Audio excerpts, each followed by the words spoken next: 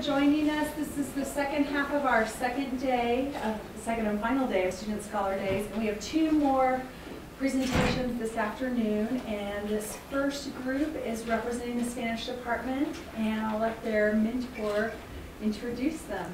If you've got snacks, open them now, not during the presentation. So. Muy buenas tardes. Good afternoon. My name is Eva Rayas, and I am the Spanish teacher. I'm here to introduce Nathan and Brenda. Good afternoon, everybody. We're going to be talking today about a play that we examined in our Spanish class last semester called Flores de Papel, which means paper flowers. And the title of our production is called The Cages That Encompass Social Classes, which caused the second fall of the Okay, so we're going to do a brief introduction to Egan Wolf, our author. He was born in 1928, and he was born in Chile. His parents were from Germany. He wrote El Océano, a novel, when he was 16 years old, and he was a chemical engineer and an influential figure in the development of Latin American theater. And as many Latin American writers, they had two professions. That's just how it was to get through life. So Wolf displays distinct styles in his works. He talks about the moral and social decline of society in mostly every single one of his plays he's written. And he uses neorealism, which is the influence of social environment and human behavior, and he relates that to generational gaps and social class. And he uses those two styles to impact the audience with his plays. And so he has another style that he likes to use called the fourth wall theater style. And really that means that he introduces the play to the audience in a way that makes the audience a part of the play, whereas traditional plays tended not to do that. So basically that means that the audience itself gives life to the play. It brings another deeper aspect of the play that's missing from any other traditional type plays. He's been involved with this since 1941. He was really the pioneer of this whole idea of the fourth wall style theater. So he has been published in 29 countries, translated to 19 different languages, member of the Chilean Language Academy, professor of the Universidad Católica in Chile for 11 years.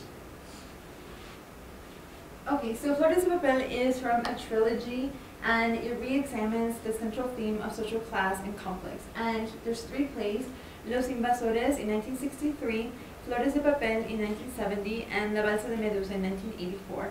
And these are all related because there's always a social class conflict in the plays. So there's a short summary introduction of the play, so you guys know familiar with the play. So there's an alcoholic vagabond named Merluza, and his real name is Beto. He's 30 years old, and he enters Eva's upper-class flat to help her carry groceries. And he finds a special interest in Merluza, and he convinces her to let him stay in her flat.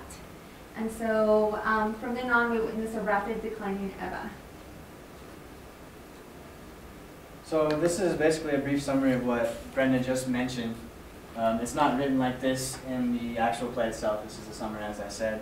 But this is when Merluza enters Eva's apartment, and she's giving him money because he carried up groceries for her, so she's giving him a tip so he can leave her apartment. And he doesn't want to take the money. He says he'd rather prefer a cup of tea. And she doesn't want to give him a cup of tea. She says, just take the money, get out of here, go buy yourself a cup of tea somewhere else. And he tells her, well, really, if I leave this apartment, I'm going to die. People are going to kill me outside. I owe gambling debts, and my life is in danger. People outside have been following me, and they're waiting for me. And she says, well, that's not my problem. I don't really care if you die or live. So take the money and get out of here. And Merluza responds by saying, you know, since the first moment I saw you a year ago, I didn't think you'd be like this. And as soon as he says that, Eva has this kind of a spark go off in her, and she wonders, wow, this man's been watching me for a year, and he begins to explain to her that he's seen her at the botanical garden painting pictures, and he gives her accounts of what she was wearing. And so she begins to understand that he's maybe attracted to her, and she never thought that a man could ever be attracted to her again. So this gives her some sort of sense of hope that maybe she can fulfill some sexual desires she's been having and relationships. So she lets him not only stay in her apartment, but she gives him not only tea, but soup and fruit. So she's really starting to let him into her life in a very rapid manner. So the play is in an urban setting in Santiago, Chile, and it takes place over 6 scenes. And the scenes change very rapidly. In scene 1, as I just mentioned, where Eva lets Merluza stay in her house, Eva is in complete control of her house, her apartment. And everything is in order in her apartment. Her art is there where she likes it, and everything is fine just the way she likes it. But towards the end of the play, at scene 6, we see a drastic change. Merluza has destroyed everything in Eva's life. Her apartment is destroyed, her self-esteem is destroyed, so there's a very drastic change that happens there. Okay, so now we're going to explore the symbolism of the characters' names. And we have 2 opposites here, sacred and unholy. And Eva is a Hispanic name, which can translate to Eve. And it is a symbol of fertility, weakness, and dependency. And the opposite is Merluza, which is a street nickname that means suckerfish. And this is a fish that lives in the mud and feeds off of other fish. So even the symbolism of the names can be tied into the play and the meaning. So the fall of Eve has 3 essential aspects. First of them being the symbolism of her birdcage. So I will be talking about the birdcage. So this is the first point to prove the symbolism in the play. And the birdcage can be seen in the first scene. Eva, is very fond of her bird. And when she goes to the bathroom, Merluza starts mistreating the bird. So I will read you this quote in Spanish. Merluza, ¿no lo sabías que yo soy el malvado capitán y tú el glorioso corsario pájaro maricón? Yo no te conozco. Tendré que encerrarte aquí, porque no te conozco, pájaro hijo de puta. Tendré que ponerte candado. So basically in this quote, Merluza is saying, did you know that I am the evil captain and you are the glorious privateer? I do not know you. I will have to lock you up in here because I do not know you. And so the symbolism in this quote is that Merluza is the bird, and he's trapped in the apartment of Eva. And he hates that. He hates being trapped in society. So the second symbolism we see is in flores de papel, or paper flowers. And this is a quote where Merluza is talking to Eva and teaching her how to make flores de papel, which you see in the picture there on the right-hand side. And basically in this first part, he's saying, I'm not going to read the whole quote for you, but he's saying here, telling her how to take the piece of newspaper and fold it until it has a certain form and shape and a continuity, certain beauty. And here, I'm going to start to read, because this is very important. So, para algunos, el papel de diario es simplemente eso, una tira de papel despreciable, pero no es. El papel diario tiene un mundo de cosas que decir. Toma las formas que usted quiere darles. And what that means is he's saying that for a lot of people, newspaper is nothing more than just something to be thrown away or have your meat wrapped in or pack boxes with. But really, it has a whole world of things to say, and it takes the form of anything that you want to give it. And what that means is that Merluza is the paper flower. He is taking different forms to please Eva. He is at one point very eloquent, and another point very vulnerable. And so he plays on Eva's heartstrings like that. And so he takes the form that he wants, just like the paper flower can take the form that the creator wants to give it. And this is another third portion of symbolism here. We're talking about condescending attitude of both Eva and Merluza. So Merluza here is saying, basically, I'll read it to you in Spanish first and let you know. So, eso me gusta en usted, ¿sabe? Que tiene sentido del humor. Desde el primer momento que metí mis sucias gambas en su reino, entro aquí y le rompo todos sus muebles, le suelto el canario, le revuelvo todo el closet, le llenó la pieza de horribles flores de papel, y usted siempre complaciente. Y Eva responds to him by saying, ¿y por qué me iba a molestar? So what he's saying basically is like, I can't believe. So to back up a minute, at this point in the play, Merluza is destroying everything in her house. He has destroyed her apartment completely. So he's saying, I can't believe that you don't care that I broke all your furniture, I let your bird loose, I messed your closet up, I fill your floor with horrible flores de papel, and you're always complacent. You don't seem like you really don't care. And she responds by saying, well, why would that even bother me? And so this demonstrates that they're being condescending towards each other. In one sense, Merluza is saying to Eva that, you know, you're not even really listening to me. You're just giving me lip service because you don't think I'm intelligent enough or a good enough person to really be doing anything of harm to your apartment because he's of the lower class. And then Eva is being condescending towards Merluza by saying, why would this bother me? But really it's bothering her, but she doesn't care to express that, and so she in turn decides to be condescending towards him, which just furthers the problem. And so the psychological destruction that followed Eva, from the previous three examples, we see that Eva wants to fulfill her empty life with Merluza. An example of this is the climax of the play when Eva has Merluza stay in her apartment for the second night, and she purposely leaves her bedroom door open, signifying to Merluza that she wants a sexual relationship with him. And Merluza decides, no, he doesn't want that. Because really he despises Eva and what she represents. And what she represents is the upper class, and Merluza is the lower class. And she's educated, she has control. It may seem that she has love because she has money and comfort, whereas Merluza lives in the street, and he's desiring freedom, and he is ignorant in many ways. So these dichotomies play out in between the two, between their social classes, and it helps us understand the fall of Eve in this manner. So why would a woman allow such a man into her life? And so we looked at Maslow's hierarchy pyramid, which hopefully you guys will be familiar with. And so at the bottom here we have breathing, food, water, sex, sleep, which is the physiological need. We move on to security of body, employment, resources, which is safety, and love, belonging, which is friendship, family, sexual intimacy.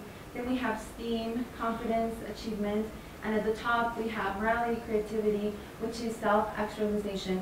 And even though Eva seems to portray this complete pyramid, she's lacking this one right here. Friendship, family, sexual intimacy, the love part. She doesn't have any family, she doesn't have any friends. The play mentions her husband, but it's really up to the reader to decide what happened to him because we're never told what happens to him. And so Eva wants control of Merluza for the sexual intimacy. And Merluza is comfortable down here at the breathing, food, water, sex, sleep. He's completely okay with being at this level. He has no wanting or need to move up to that hierarchy. And Eva is brought down to that level. Even though it seems that he could come up, she's in fact brought down because she's missing the key element. And this brings us to our conclusion. So we see throughout the play that Eva is being constantly taken down from her social class level to Merluza's class level, which is the lower class. And so Merluza forces Eva to be brought down to his level so he can effectively control her. And so if we look at this in a broader perspective of social classes that we see today, we see that the upper class has this air of privilege and condescendence towards the lower class. And really the lower class hates that, and they've always hated that. And what Wolf has been tried to express in this play, and I think he did quite eloquently, was that if we don't realize as a society that people in the lower classes and upper classes are in their own perspective cages per se, and are trapped by these societal definitions of class, then we're doomed to repeat the same things we've been seeing of discrimination against lower class peoples by upper class peoples. And really it's the responsibility of people of the upper class to recognize they have this privilege to make a change for the better, because the people in the lower class are really in a bad position. They don't have the same privileges as somebody does in the upper class. So this brings up ideas of privilege and also the idea of being entrapped in your class, in a cage. Although it may not be a visible cage, each one of us in our own way is entrapped in our social surroundings, in our social class. And it's important for us as humanity, if we want to correct these things, to rise above those cages and stereotypes. Any questions? Yes. Why did you choose this particular writer among all the other Latin writers that are out there? What brought you to choose him? Well, I feel like in our class, this particular piece of work really engaged the entire class, and we really had some pretty heated discussions about what we thought the play meant, and it just really engaged us in a way that was very unique from other plays we read from other authors.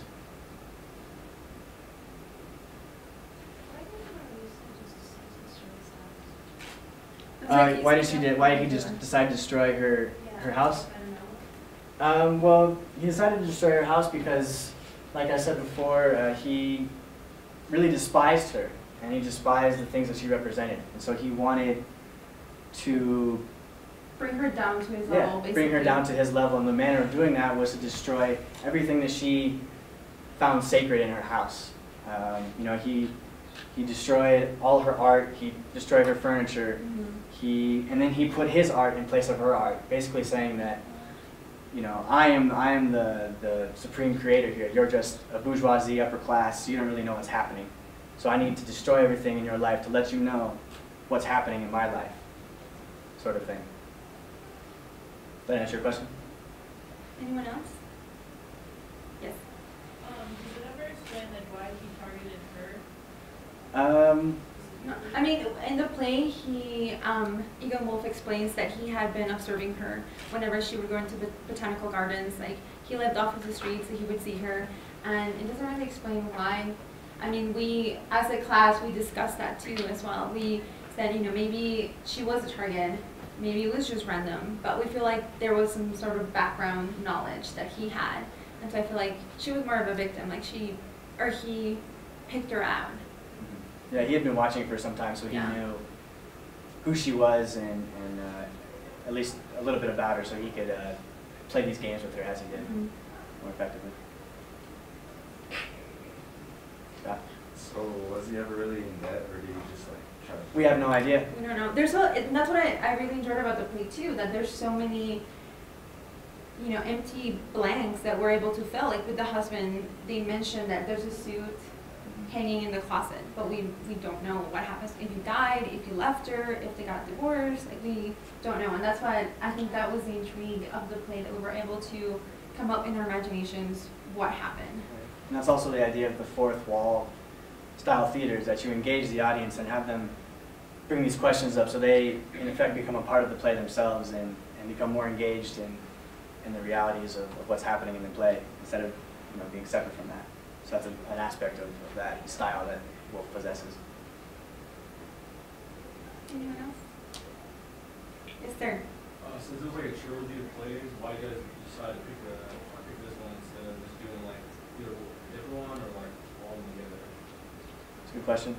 Well, mainly because I only read this play out of the trilogy. So, It's the professor. but as far as the trilogy goes, this focuses on only two people.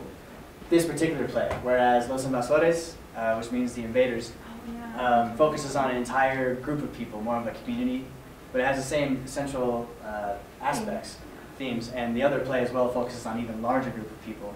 And so this is easier for us to understand and convey in a presentation than maybe the other presentations would be.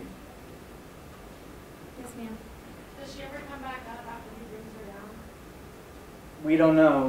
How the play ends is we see her leaving her apartment. In her shredded Yeah, in wedding a dress. shredded old wedding gown that Merluza has shredded for her to make her look more beautiful.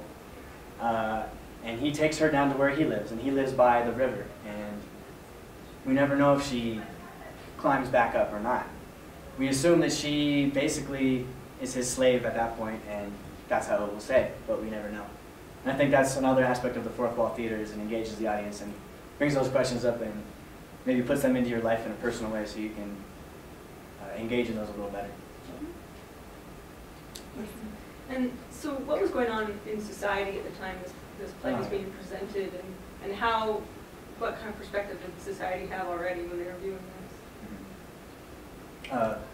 So he wrote the play in 1970, and if you think about what's happening in 1970 around the world, there's lots of social movements, especially demands for women's rights and rights of lower class peoples, of workers.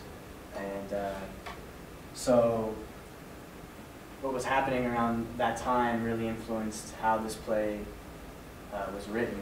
And I'm sorry, what was the other part? And just, yeah, how the audience received it. You said the four walls, what was right. kind of... Well, really, how the audience received it was very well. He actually won some prizes, and international prizes. And by all playwrights throughout the world, this play is considered a masterpiece in terms of examining social class in our modern day environment. So it really was received well. It created a lot of controversy, for sure, for the upper class peoples and things like that who may have felt offended by this play or confronted, but it definitely had some success. Yes.